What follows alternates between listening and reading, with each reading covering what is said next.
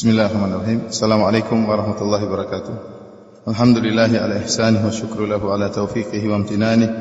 Wa ashhadu an la ilaha illallah wahdahu la syarika lahu ta'ziman li sya'nihi.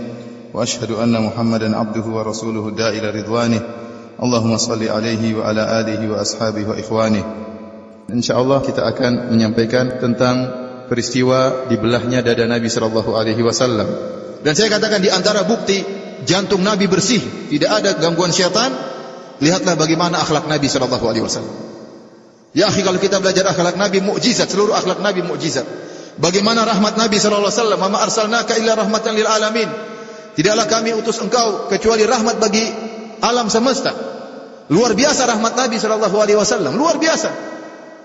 Tidak ada manusia seperti Nabi. Kenapa? Jantungnya sudah dibersihkan oleh Allah Subhanahu wa taala. Oleh karena kalau kita renungkan riwayat-riwayat dari Nabi SAW tentang akhlak beliau menakjubkan. Contoh satu saja yang menakjubkan saya luar biasa, ini kok bisa begini? Bisa karena jantung beliau dibersihkan oleh Allah Subhanahu Wa Taala. Contohnya seperti Anas mengatakan, "Khadamtu Nabiyya sallallahu alaihi wasallam asyara sinin." Saya bekerja sebagai pembantu Nabi 10 tahun. Ma qala li qad hal fa'alta lima fa'alta. Rasulullah SAW selama Anas bin Malik kerja sebagai pembantu 10 tahun, Rasulullah SAW tidak pernah berkata kepada Anas bin Malik, "Kenapa kau melakukan demikian? Kenapa kau tidak tinggalkan demikian?" Tidak pernah protes. Ya akhi, adakah majikan tidak pernah ngatur pembantunya 10 tahun? Kata Anas, Nabi tidak pernah mengatakan, "Kenapa kau begini, kenapa tidak begini?" Tidak pernah selama 10 tahun. Artinya apa yang dilihat dia biarkan. Ini luar biasa.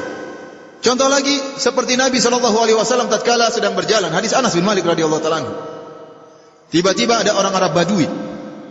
Kemudian menarik selendang Nabi SAW, ridak Nabi SAW dengan keras. Nabi sedang berjalan, tiba-tiba diberhentikan. Kira-kira bagaimana?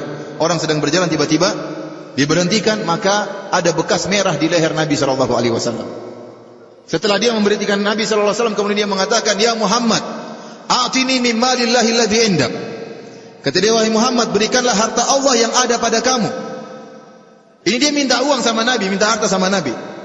Namun dia tidak punya adab orang Arab Baduin. Pertama, dia berhentikan Nabi dengan cara kasar. Yang kedua, dia mengatakan Muhammad, tidak mengatakan wahai Rasulullah, tapi dia sebut nama Nabi, wahai Muhammad.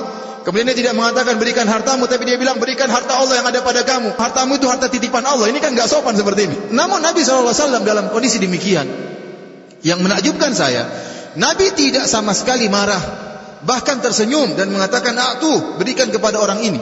Dan ini menakjubkan, dalam waktu tersebut langsung senyum. Siapa yang bisa seperti ini? Kita kalau naik mobil, mungkin mobil kita keserempet, kita pasti emosi dulu. 5 menit berikutnya baru kita senyum. "Oh ya, enggak apa-apa. Tapi dalam hati apa? Mangkal. Tapi langsung senyum, langsung mengatakan berikan harta kepada dia. Ini mustahil kecuali Nabi yang lakukan. Dalam Sahih Muslim, Rasulullah SAW kalau memberikan sesuatu tidak pernah perkiraan. Luar biasa kalau sedekah. Sampai ada fasa'alahu rajulun ghanaman. Ada seorang minta kambing kepada Nabi SAW. Fa'atahu ghanaman bainal jabalain. Maka Nabi SAW berikan dia kambing di antara 2 gunung. Artinya kambing 1 lembah. Ini ibarat orang Arab untuk menunjukkan banyak sekali. Dia minta kambing, Rasulullah SAW kasih kambing banyak.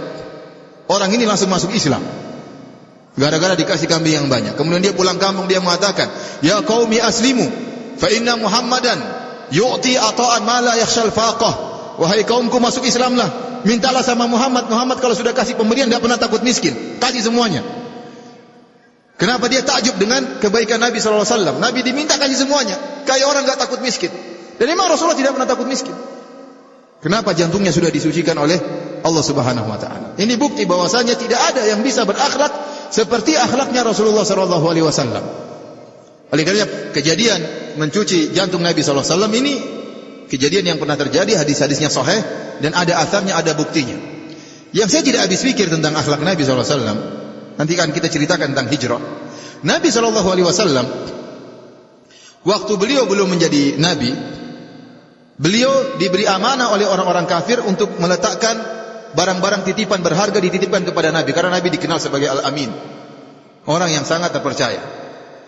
Kemudian setelah Nabi diutus oleh Allah sebagai Nabi, mulailah mereka merubah julukan Al-Amin yang terpercaya dengan Kadzdzab.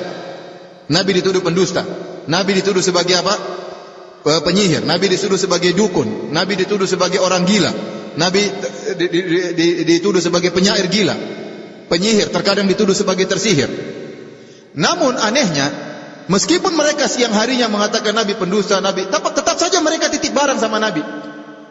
Ini yang menakjubkan, saya nggak habis pikir, subhanallah, bagaimana luar biasanya akhlak Nabi. Orang-orang kafir menuduh Nabi dengan tuduhan yang tidak-tidak, mereka tetap titip barang sama Nabi SAW. Karena hati kecil mereka tahu Muhammad tidak mungkin bohong. Kemudian yang menakjubkan juga, tatkala Nabi SAW berhijrah dari Mekah menuju Madinah, Nabi tidak mengambil barang-barang titipan tersebut. Bahkan dia tugaskan Ali bin Abi Thalib 3 hari untuk mengembalikan barang-barang tadi. Ya akhi, sekarang dia mau dibunuh sama orang-orang kafir tersebut. Kesempatan untuk mengambil barang atau tidak? Namun Nabi SAW tidak melakukannya. Ini membuktikan akhlak Nabi adalah mukjizat. Dan tidak mungkin akhlak Nabi demikian kecuali dia adalah utusan Allah. Karena Allah Subhanahu wa taala telah membersihkan jantungnya dari bagian yang merupakan bagian syaitan. Oleh karenanya, pelajaran yang bisa kita ambil di antaranya tadi, segala perkara yang datang dalam Al-Quran maupun dalam sunnah Nabi SAW yang terkadang zahirnya tidak sesuai dengan akal kita, maka tundukkan akal kita. Akal kita terlalu rendah.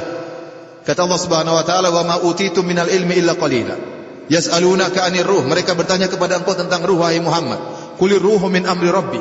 Katakanlah ruh adalah urusan Rabbku. Wa ma utitum minal ilmi illa qalila. Kalian tidak diberi ilmu kecuali hanya apa?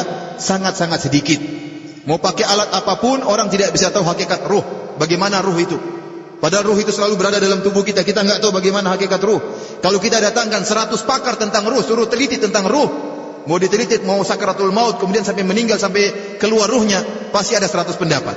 Kenapa? Karena mereka tidak punya ilmu, semuanya dugaan. Ini ruh padahal berada dalam jasad kita. Apalagi kita berbicara tentang yang gaib, tentang jin, tentang malaikat, tentang Allah Subhanahu wa taala. Maka hendaknya kita tahu akal ini punya batasan.